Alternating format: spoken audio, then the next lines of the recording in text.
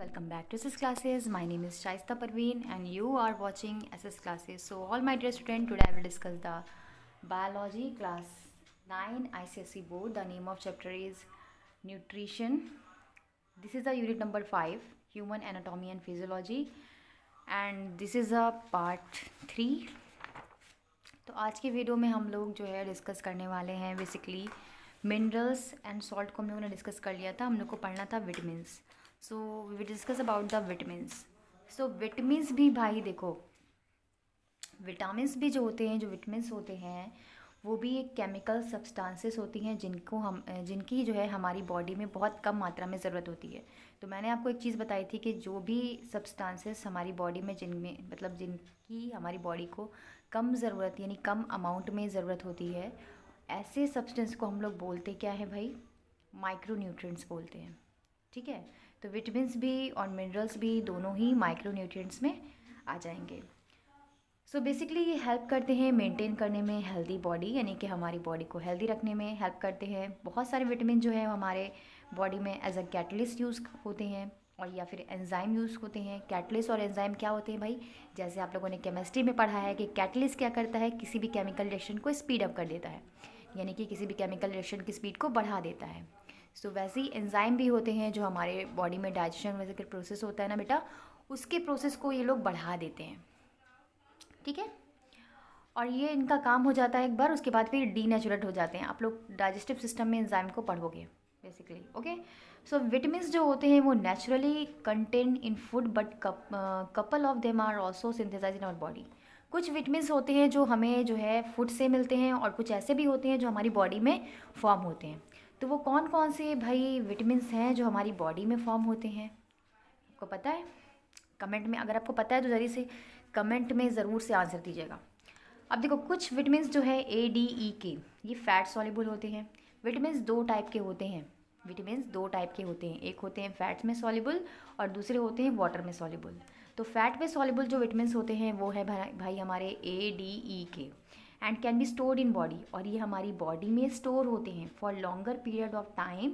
But some other like B complex हो गया या विटामिन बी कॉम्प्लेक्स जो है, वो जो विटामिन बी है उसका तो बहुत लार्ज कॉम्प्लेक्स है, मतलब B1 B2 B3 BC, बहुत सारे टाइप हैं इसके. ठीक है, और सी भी. ये दो विटामिन्स होते हैं जो वाटर में सॉल्युबल होते हैं. वो कौन से हैं भाई? वो हैं विटामिन बी और विटामिन सी. इसमें विटामिन बी के सारे आ जाएंगे, B1 B2 B3 B4 सब आ जाएंगे. Okay, and can not be stored in longer period of time. इनको हम लोग की बॉडी जो है स्टोर करके नहीं रख सकती लंबे समय तक. बट जो फैट सॉल्युबल विटामिन है लाइक ADE के, इनको हमारी बॉडी जो है वो लंबे समय तक स्टोर करके रख सकती है. So low concentration vitamins have catalytic and regulatory function of cell metabolism. जो कंसंट्रेशन होता है विटामिन्स का कैटलिस्ट की तरह, वो रेगुलेट करता है फंक्शन को सेल मेटाबॉलिज्म के. जो हमारी बॉडी में अंदर सेल बन रही हैं, टूट रही हैं, फूट रही हैं, नया ऑर्गेनिज्म बन रहा है, तो सेल डिवाइड हो रही हैं, तो उसमें जो है ये हेल्प करते हैं. जो एक्सेस विटामिन होता है वो भी हमारे लिए हार्मफुल है. मतलब हमारी बॉडी में अगर एक्सेस विटामिन्स हो जाएगा तो भी हमारे लिए हार्मफुल है, और अगर कम बहुत ज़्यादा हो जाएगा तो भी हमारे लिए हार्मफुल है. एक्सेस वाटर सॉल्युबल विटामिन जो होते हैं वो इजीली एक्सक्रीटेड हो जाते हैं. भाई जो ऐसे विटामिन्स जो वाटर में सॉल्युबल हैं वो इजीली जो है हमारी बॉडी से एक्सक्रीट हो जाते हैं, मतलब बाहर निकल जाते हैं. ठीक है, फिर क्या है? वाटर जो है 6 हमारा इसेंशियल या क्लासिफिकेशन हम कह सकते हैं फूड है. वाटर क्या है भाई? इंडिस्पेंसिबल है. About 2/3 of our body is water. हमारी बॉडी जो है वो लगभग 2/3 जो है उसका पार्ट जो है 2/3 वो बना हुआ है पानी से ही. इट्स सेवरल सब एज बहुत सारे फंक्शन को परफॉर्म करता है वाटर. कौन कौन से फंक्शन को परफॉर्म करता है? पहला तो ये ऐड करता है एज अ सॉल्वेंट बॉडी और 1000 of organic and inorganic substances. ठीक है, ये सॉल्वेंट की तरह काम करता है. आपको पता है ना कि वाटर क्या होता है? यूनिवर्सल सॉल्वेंट होता है ना. इसको यूनिवर्सल सॉल्वेंट क्यों कहते हैं? क्योंकि ज़्यादातर चीज़ों में ज़्यादातर वाटर में जो है जो चीज़ें होती हैं वो आसानी से घुल मिल जाती हैं ज़्यादातर.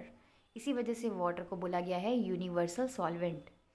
दूसरा पॉइंट है कि it is use to produce digestive juices. Water के ज़रिए ही बहुत सारे डाइजेस्टिव जूस जो होते हैं वो प्रोड्यूस होते हैं. ठीक है, लाइक बाइल जूस हो गया, पैनक्रियाटिक जूस हो गया, ये सारे. थर्ड है हमारा it help in transportation of digested food and oxygen through out the body. ये हेल्प करता है हमारी बॉडी में जो भी फूड है डाइजेस्ट हो रहा है उसको एक पार्ट से दूसरे पार्ट तक ले जाने में। And oxygen through out the body, और ऑक्सीजन को भी पहुंचाने का काम करता है हमारा वाटर। ठीक है। It is use in excretion of soluble wastage. जो सॉल्युबल वेस्टेज होते हैं उनके एक्सक्रीशन में भी कौन हेल्प करता है भाई? वाटर हेल्प करता है। यूरिन के ज़रिए वाटर निकलता है ना। फिर है it involve in maintains the body temperature. हमारी बॉडी के टेम्परेचर को मेंटेन करने में वाटर हेल्प करता है। सो ये सारे थे हमारे वाटर के कैरेक्टरिस्टिक और फंक्शन। अब है लॉस एंड रिप्लेसमेंट। अगर लॉस होता है या रिप्लेसमेंट होता है तो क्या होगा? Water is regularly loss from the body through the sweat and urine.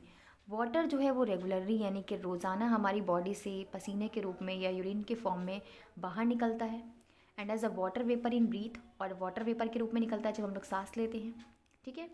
Therefore, it must be constantly replaced. The liquid we drink and food we eat, such as fruit, vegetables, supply water to body.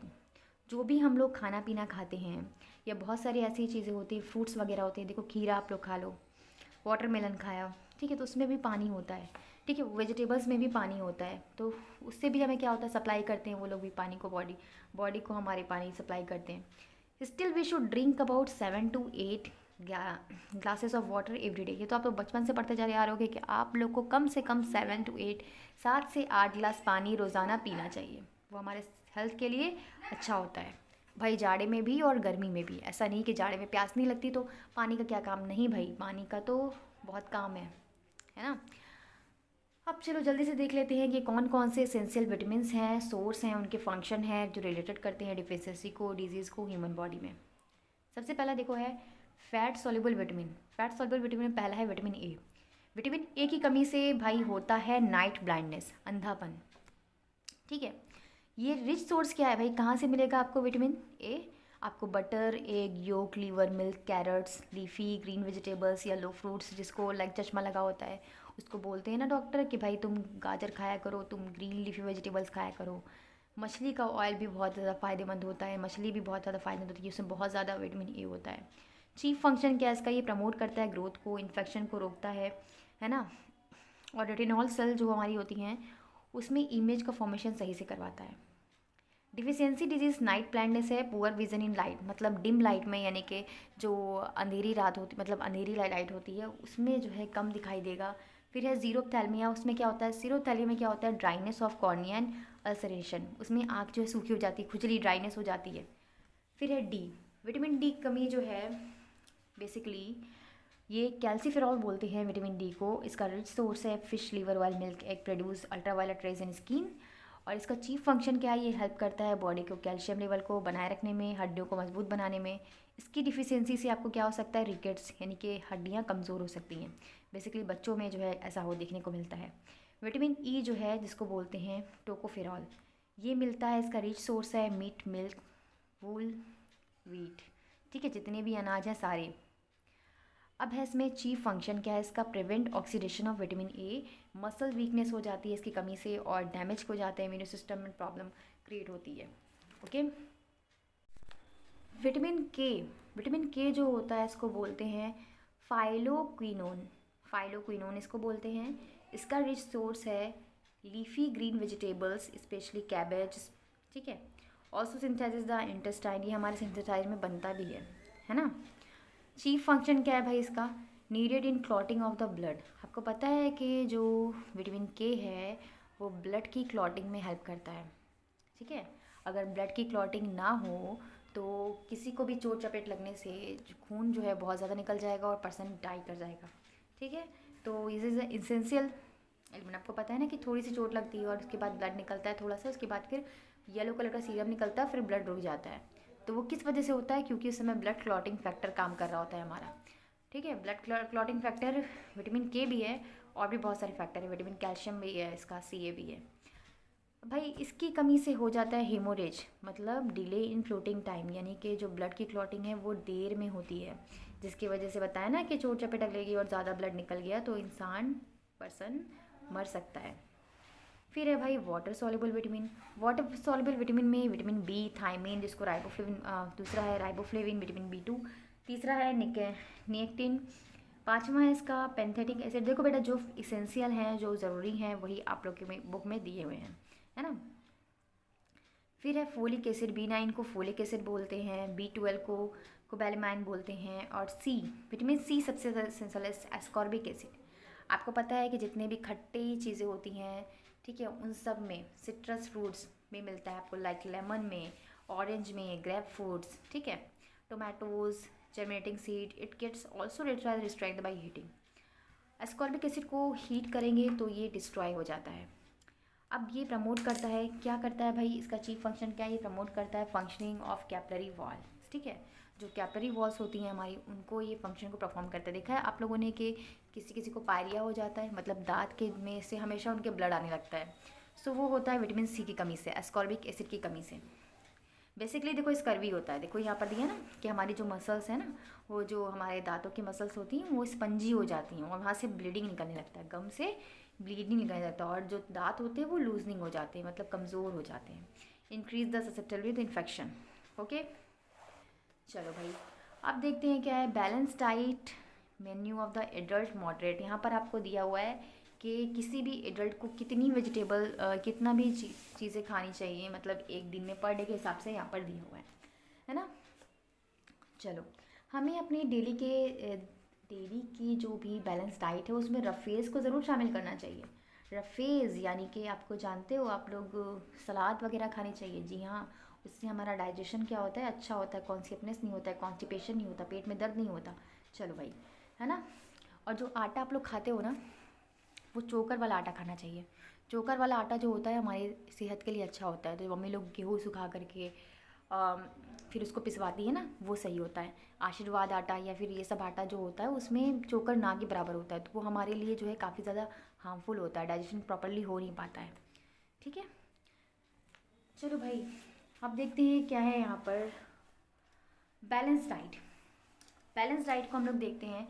यहाँ पर तो overall view दिया है कि कौन से nutrition जो है क्या करते हैं, हेल्प करवाते हैं, ये दिया हुआ है आपको। फिर है बैलेंस डाइट। देखो बैलेंस डाइट क्या होती है, balance diet is one which contain all the principal constituents of food in proper quantity. यानी कि हम क्या होता है हमारी बॉडी में जब हर एक चीज़, हर एक सब्सटेंस एक प्रिंसिपल क्वांटिटी में हमें मिल रहे होते हैं हमारी बॉडी की हेल्थ के लिए, जो कि ज़रूरी है, that is called balance diet. One special aspect of the balance diet is sufficient number of calories, यानी कि हमें सही मात्रा में कैलोरी चाहिए जो कि हमारी बॉडी को मिलनी चाहिए, which will be provide. Calorie is the amount of heat. Calorie क्या है भाई, कैलोरी आपको पता है, आप लोगों ने हीट चैप्टर पढ़ा है फिजिक्स में, तो भाई क्या होती है कैलोरी, जो होती है अमाउंट होती है हीट की जो रिक्वायर्ड होती है raise a temperature of gram water by degree Celsius, it considering the energy value of food usually term of kilo calorie. इसको हम लोग किलो कैलोरी में मेज़र करते हैं, और हमको पता है भाई कि 1 किलो कैलोरी बराबर होती है 1000 कैलोरी, जो कि इसका यूनिट है। डेली के लाइफ में जो भी हम लोग फूड खाते हैं, लाइक सफिशिएंट अमाउंट में हमें फूड चाहिए होता है ताकि हमारी जो ऊर्जा बर्न हो रही है, मतलब हमारी जो भी हम लोग काम करते हैं उसमें हीट एनर्जी रिलीज हो रही होती है ना। दिन भर जो आप लोग काम करते रहते हो, भागते दौड़ते रहते हो, स्कूल से घर, स्कूल से फिर कोचिंग, ये वगैरह आप लोग बहुत सारे काम करते रहते हो, तो इसमें हमारी एनर्जी बर्न हो जाती है ना। सो डेली के लाइफ में इन सिचुएशन, इस कंडीशन में हमें existing food store oxidizing and capacity work to reduce, हमारी जो काम करने की क्षमता है वो कम हो जाती है। तो हमें सफिशिएंट अमाउंट में बैलेंस डाइट लेनी चाहिए जिसमें हर एक जो है फूड शामिल हो, लाइक उसमें अनाज भी हो, उसमें मीट भी हो, उसमें पल्सेस भी हो, उसमें मिल्क भी हो। तो ये सारी चीज़ें मिलकर क्या बना लेंगी, एक बैलेंस डाइट बना लेंगी। अंडरस्टैंड। चलो भाई यहाँ पर दिया हुआ है, शुरुआत में ही हम लोगों ने पढ़ा था कि एक छोटे बच्चे से लेकर एक बूढ़े इंसान तक को कितनी किलो कैलोरी चाहिए होती है, यहाँ पर मेज़र करके लिखा गया है। लाइक देखो यहाँ पर क्या है, कैटेगरी ऑफ पीपल, लाइक बच्चा है, 2 से 3 साल का बच्चा है, तो उसको कितनी कैलोरी चाहिए, उसको 1000 से 1400 जो है कैलोरी चाहिए। एक टीनेजर, ठीक है, टीनेजर लाइक आप लोग जो हैं, आप लोग को कम से कम 18,000 टू 2400 जो है किलो कैलोरी चाहिए पर डे, एक दिन की बात मैं कर रही हूँ। एडल्ट वुमेन, जो एक एडल्ट वुमेन है, उसको लगभग 2000 टू 2400 जो है किलो कैलोरी चाहिए। एडल्ट मैन में देखो उससे ज़्यादा बढ़ती चली जा रही है ना। और एक एडल्ट लेबर, मतलब जो एक सबकी कंडीशन अलग अलग है, जो एक लेबर है, जो एक मज़दूर है, उसको भाई ज़्यादा किलो कैलोरी चाहिए, भाई वो बहुत ज़्यादा मेहनत कर रहा है ना। कितनी मेहनत करते हैं मज़दूर लोग, तो इस हिसाब से यहाँ पर कैटेगरी डिवाइड है और कितनी किलो कैलोरी चाहिए सबको, ये भी यहाँ पर लिखा हुआ है। अब भाई देखते हैं माल न्यूट्रिशन क्या होता है। सो माल न्यूट्रिशन एक ऐसी कंडीशन होती है जहाँ पर कोई पर्सन जो होता है उसमें एक से ज़्यादा जो है एलिमेंट फूड की डिफिशियंसी हो जाती है। लाइक कोई एक पर्सन है जिसमें कार्बोहाइड्रेट की भी कमी है, जिसमें प्रोटीन की भी कमी है, जिसमें सीरियल्स मतलब जिसमें विटामिन्स की भी कमी है, तो एक से ज़्यादा जिसमें एलिमेंट की कमी हो जाएगी उसको बोलते हैं malnutrition. Malnutrition is a condition जिसमें कोई पर्सन सफ़र कर रहा होता है lack of deficiency of one और मोर एसेंशियल एलिमेंट, और एक या एक से ज़्यादा एलिमेंट्स में फूड की कमी हो जाती है, तो उसको बोलते हैं माल न्यूट्रिशन। ठीक है, अंडरस्टैंड? तो भाई आपका चैप्टर यहाँ पर फिनिश हो गया है। अगर आपको एक्सरसाइज का फ़ोटो लेना है तो आप लोग ले सकते हैं, और आई होप आप लोग के लिए ये वीडियो हेल्पफुल रहा हो। ये पार्ट 3 था, और पार्ट 3 में हम लोगों ने पूरा चैप्टर फिनिश कर लिया है। तो वीडियो अच्छी लगी हो बेटा तो लाइक कीजिएगा, और अपने फ्रेंड के साथ ज़रूर शेयर कीजिएगा। और इसके बाद हम लोग नेक्स्ट टॉपिक को डिस्कस करेंगे, और कमेंट करके बताइएगा कि आपको किस टॉपिक पे वीडियो चाहिए। Thank you, keep watching.